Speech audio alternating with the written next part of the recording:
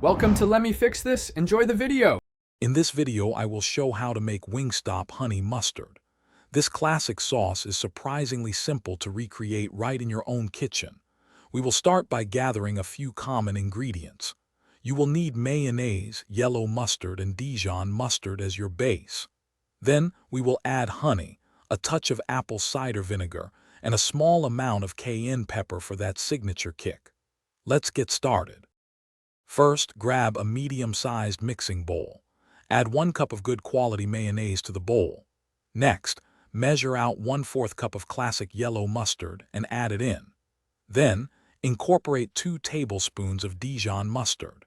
Use a whisk to thoroughly combine these 3 base ingredients until the mixture is completely smooth and uniform. This creates the creamy foundation for our delicious sauce. Now, let's add the signature sweetness and a hint of spice. Pour in 1/4 cup of honey, ensuring it's well incorporated.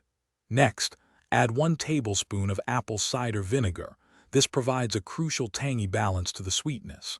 Finally, sprinkle in 1/8 teaspoon of cayenne pepper.